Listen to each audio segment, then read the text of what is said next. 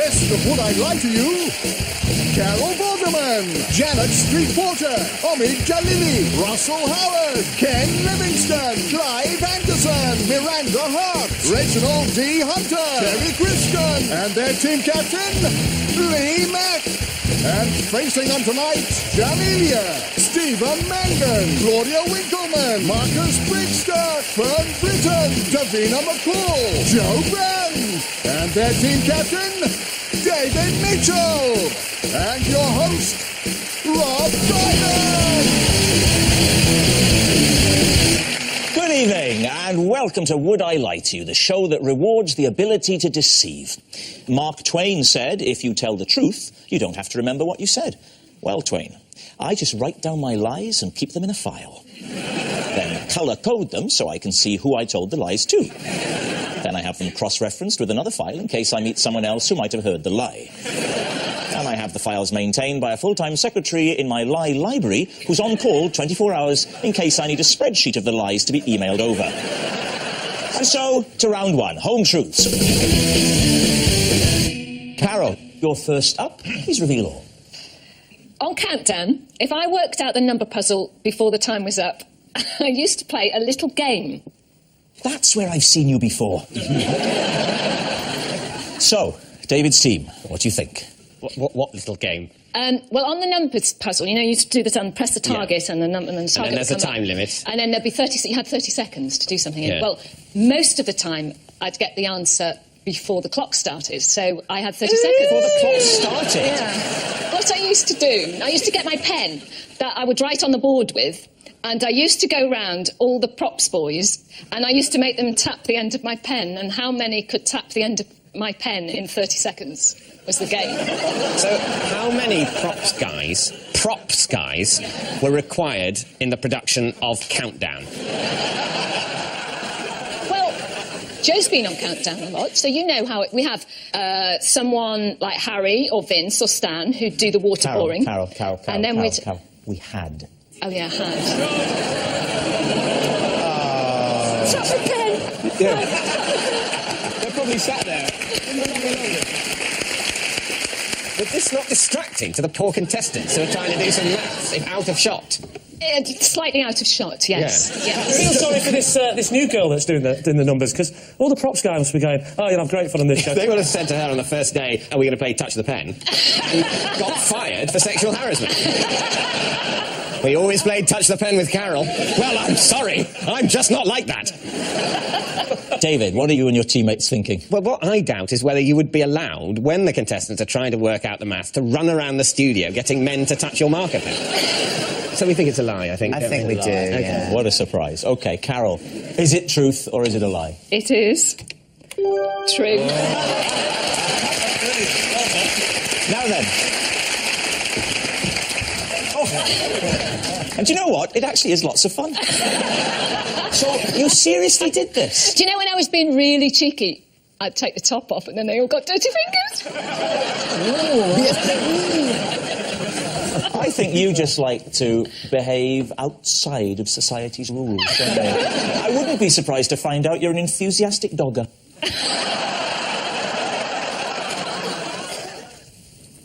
The D in my name stands for delicious.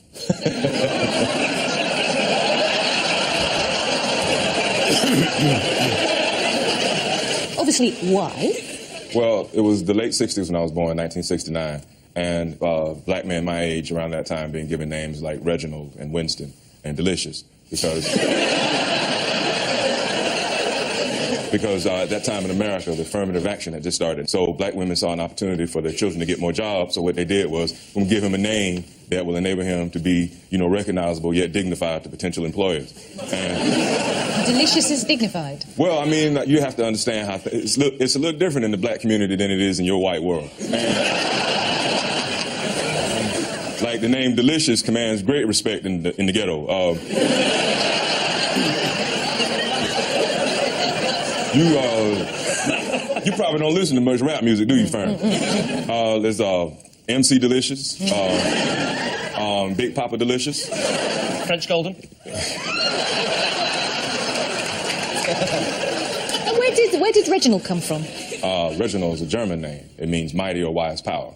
And delicious means very tasty.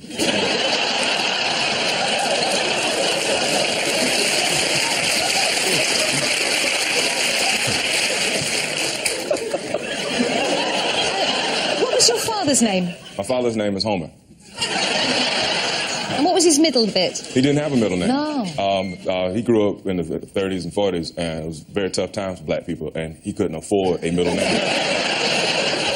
And do you have brothers and sisters? I do indeed. And what are their names? Well, there's Brenda, there's Kathy, there's Oliver, there's Scrumptious. I don't think people would have thought that calling you delicious would help you get jobs, except as a food. Well, I think, shall we say it's a lie? I think that's what you're going to feel stupid when it's true. So you're saying it's a lie? Yes. Okay, Reg, is it the truth or is it a lie? It is a lie.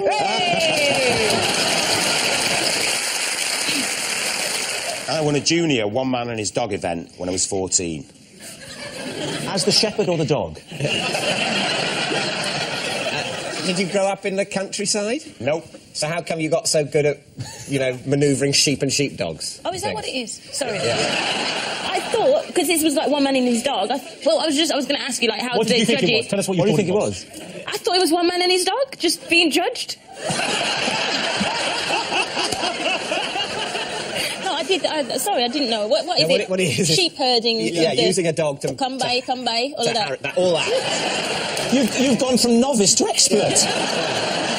You had to take it over hurdles, through like different, like round a run. You had to look after it, had to be well washed and everything. That's dog agility, mate. That's not. Yeah, but it's not. I just pictured you in Crufts then. How come I haven't won? He's well washed. No, I mean I can't do more than wash it, can I? So there were no sheep involved in this interpretation of the one man and his dog contest that you were involved in? No. Sounds like you No prosecuted a Welshman. Sorry, Rob, I know disrespect. Was it inside or outside? Well, it was outside, funny enough. I don't know. I've never been to one. You say it like I should know. You've never been to one, but you come by. Were you very keen on dog grooming? No. You weren't? On the internet. So you... Me, yeah, I'm a 3-year-old puppy as well. No, I wasn't keen on dog grooming. Well, how did you end up in this competition where you have to make a dog do weird things if you weren't keen on looking after Because your I was dog? involved in a youth club. Ah, right. What was the Was youth it one of club? them, like, for not young offenders, but kind of...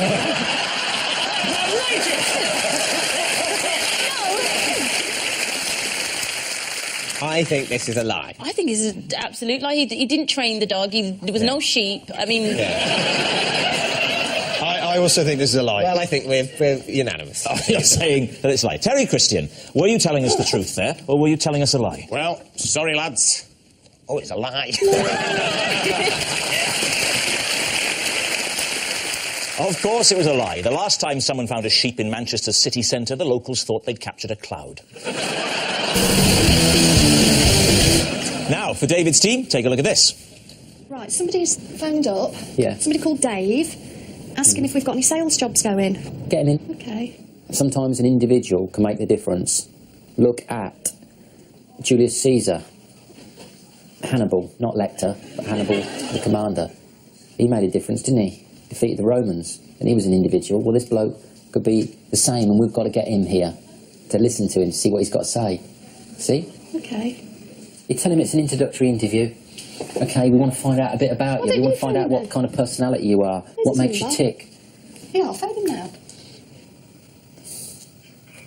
Hello, is that Dave? Oh, sorry, someone's given me your number, but I think it's the wrong one, mate. Well, I'm so sorry about that. Let's see if he wants a sales job. No, you don't sound right. The Armstrongs there, showing the kind of decision-making that can make the difference between failure and abject failure. But here's the related fact for David's team. When interviewing office staff, Simon Cowell asks every candidate to give him 10 uses for a kettle. The idea came to him after a Harvard professor, that's the university in America, Lee, told him told him about the type of questions they ask applicants during the university admissions process. And he decided to ignore those and just to ask about a kettle. No, this is one of the ones. Apparently this is one of the ones, because it makes you think on your feet. Well, there's almost nothing that you can't believe he'd say in order to try and seem in some way different or interesting. He depresses the hell out of me. Yeah. That failed audition for the X Factor still rankles, doesn't it? Still rankles, yeah. This is how Danny Minogue got a job, isn't it? Because she really impressed him with an unusual use. Because she uses the kettle to melt down a face and remould it every morning.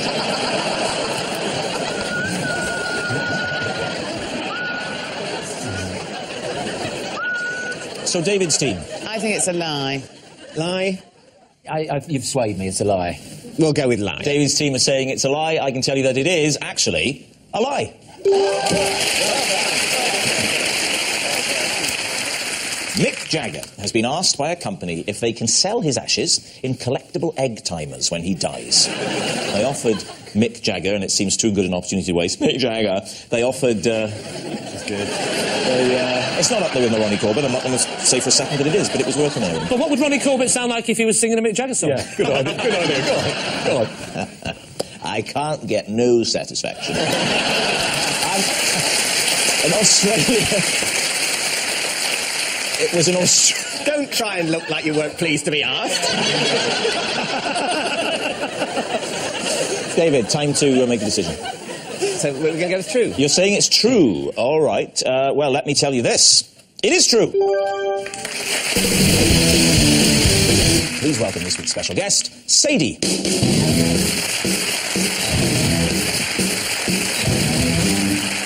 Hello. So, Lee, what is Sadie to you? This is Sadie. She's my children's nanny, and the first time I met her, I ran over her foot. Okay. Omid? This is Sadie, and I employ her to massage my dog. That's not a euphemism. And finally, Janet. Sadie came to my 60th birthday party, pretended to be a waitress so she could lick Daniel Craig's plate. So, there we have it. David's team, where do you want to start? Can I just check? Do you know Lee? Have you been to his house? I can just about remember his name. Well, do you know his nanny? No. Okay. Because if I knew Lee's nanny, I'd either have gone, that's Lee's nanny. Can I just point out, she's so my, no. hang on, she's my children's nanny. I'm not a complete moron. She's not my nanny. Now, this running over the foot business. Yeah. That was the first time you met her. Correct. And the circumstances were? I was in the car. And she was on the driveway. Correct. What happened immediately after the foot running over moment? Oh! Can you roll that forward? Ow! That was my foot! You see, she's laughing quite a lot now, as if, like, I have to laugh, he's my employer. Yeah.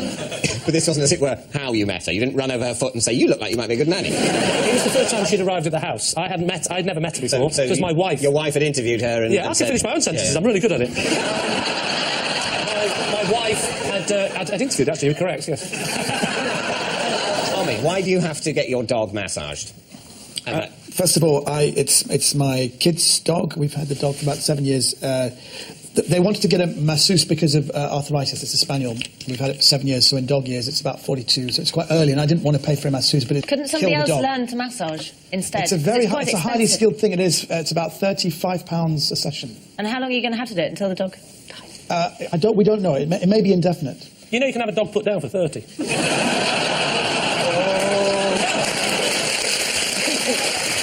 Janet, can I just check? Sadie came round to your house, she pretended that she was a waitress, she wanted to lick Daniel Craig's plate, and you didn't just chuck her out and go, you are completely weird, you're leaving. No, I don't care. She was not There was a lot of people at the party, and Sadie was at the party. Daniel Craig was at the party. Sorry, so Sadie was invited to the party? Yes. The waitress act was in order to gain access to the plate? Yes. So what she did is instead of approaching... I didn't go through the ins and outs of it. Why not? Because it was my bloody birthday. I was getting trashed. I was having a good time, like anyone ill tonight would do. Just because you're 60, love, doesn't mean you can't, get off your trolley. The question is, why do you think that Sadie, instead of using her position as a party guest to talk to Daniel Craig, which is legitimate in a party, I think you'll agree... Go on, I'm really getting on my wits now. Do you want some? No. Have you met anyone famous in your career? Really famous? If you met Daniel Craig, could you actually speak? No. There you go. She's right.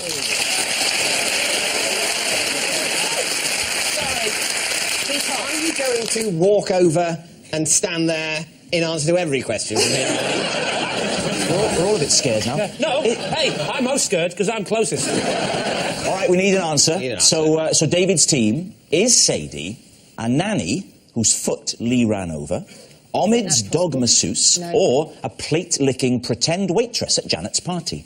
Janet absolutely couldn't look at Sadie when she walked in, and I thought maybe that was because she really had licked embarrassingly. It's just an odd thing. I mean, I'm leaning. I think it's Omid or Janet, and I'm leaning towards Janet on this one. Right, I'm going Janet. OK, well, let's go Janet. You're saying Janet? OK. Sadie, would you like to reveal your true identity? Yes, I posed as a waitress. Yes, I cleared Daniel Craig's spaceway. And yes, I licked it clean.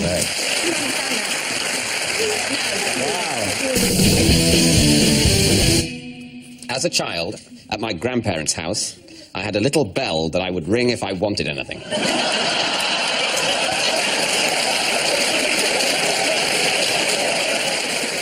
Only at your grandparents' house? Yes. Not at home? Because your parents didn't play that shit. At home, you just sort of went...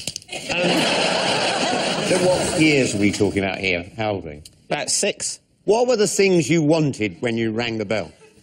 More chips. A glass of orange squash. Sense of purpose in life. Are you asking us to believe you had orange squash rather than servants pressing and fresh orange juice for you? In many ways, the level of my poshness has been exaggerated. Welcome to my world, Sonny. Well, the level of your poshness has been exaggerated. So, Lee's team, what do you think? We'll say that's true. You're saying it's true. David, is it true or is it a lie? Well, it is, in fact, true. Yes, it's true. As a child, David's grandparents' house did have a little bell that he would ring if he wanted anything. Ding-a-ling, could I have a posher upbringing, please?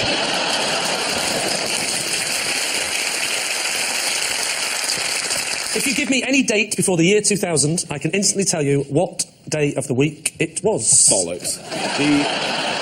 Is this something you learn, or is this a kind of, Rain Man type thing? No, I had to learn... You learned how to do it? Learned the system. What's the system? The system is, what you do is you actually just learn. You stand there trying to think of a system, and what you're clamping for is you actually just learn what day of the week every day is. I can't go back to 14 BC, right? But I can do it right the way back to the sort of 1920s, 1930s. And what you do is you learn a midway, so you learn one particular point in 1955, 3 months in 1955. You learn it off by heart those 90 days, and then there's a calculation that you can do to plus or minus. What's that calculation? Take a day, one from your expert period, around Suez or whenever it was. Well, you have to give me the exact year, otherwise there'll be two different answers. I don't mind. Right, the 14th of May, 1955. Well, hang on. Tuesday. Right. And so how do you extrapolate from your knowledge of that to go back to the 1920s to the 23rd of June, 1927? It's dead simple. Yep. It's 7. Hang on. To the power of 2. Then you take away 10% unless it's a leap year. And is it a leap year, 1955? Of course not, you idiot. That was 54. No, of course. Okay. This one here. 1926. This one here, is 55 a leap year. Did you hear that? He's Oxford educated. 90 years a leap year, 7 to the power of 2. 7 to the power of 2 is 49. Minus 10% is 4.9, so you got 44.1. Correct. I was going to say... That's not a day of the week, that's 44.1. It is. 44.1. Then you round it up or round it down, which is 44. Key of the door, 21. 2 and 1 is 3. Sunday's the first day, Sunday, Monday, Tuesday. So, David. Lie. You're saying it's a lie? OK, Lee, are you telling a lie? Of course I'm telling a lie.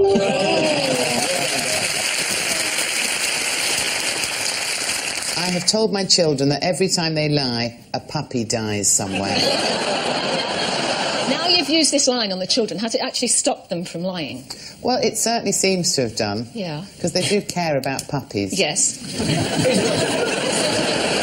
It's a bit of a relief, actually, that you're saying that didn't result in your children telling loads and loads of lies and getting excited by the prospect of puppy death. It's something on that level. No, I but- don't have sadistic children. But it's also bad advice, because what if a dog goes to attack them and they tell a lie and the dog still gets them? Actually, That's the nearest. The nearest dog will die. So you just... Well, statistically, you'd hope by osmosis the lie will kill... Essentially, tell the lie, dog death spreads out from you till it finds a dog, the dog dies, and then the wave of dog death stops. Can I just ask Joe, why a puppy and not a kitten? She's not sick. it was a difficult decision to make. It was a toss-up between a kitten, a puppy, and their dad. And kind of puppies are the sweetest. What is your verdict? My team say true. You're saying true, yeah? OK, so, Joe, is it true? It's a lie. It's a lie.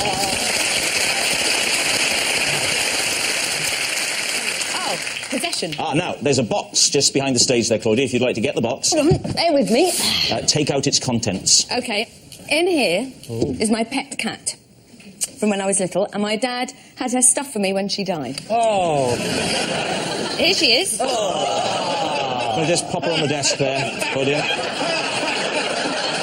What's she run over?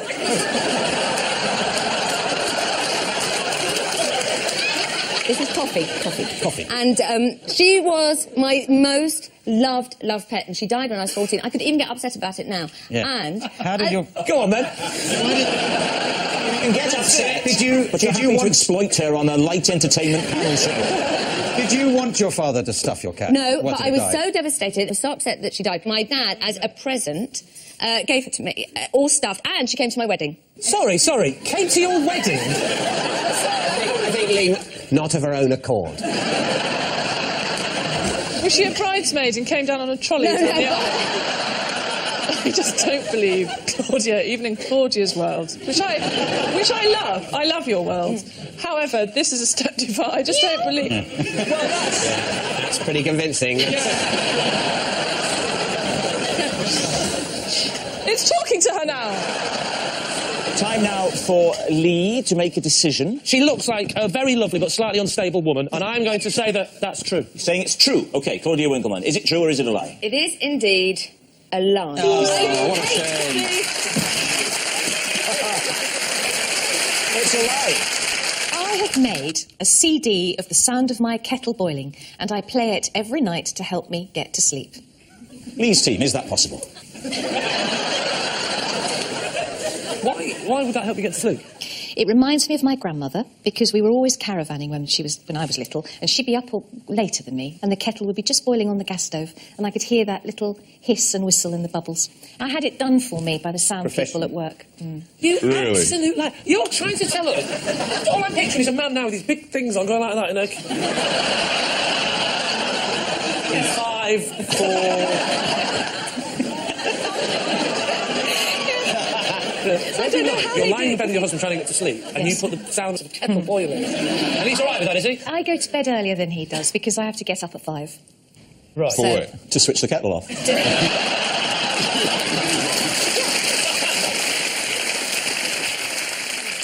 Have you tried sex? And plus, to get to sleep? when Have you tried sex to get to sleep? Yeah, because Ken's got a good technique if you want to try it.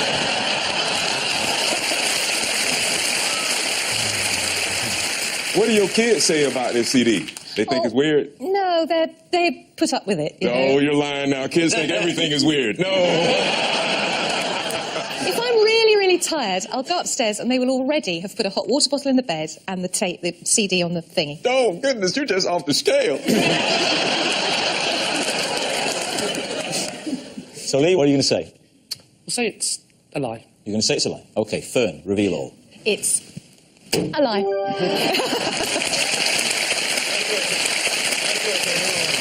Yes, it is a lie. If Fern can't get to sleep, she just rings Philip Schofield and asks him to tell her about his time in Joseph. Again. Oh, that noise signals time's up. It's the end of the show. And my individual liar of the week this week is Fern Britton. Yes. Fern Britton, whose gigantic whoppers were as beautifully showcased tonight as they were on her 2003 Pilates video. Good night.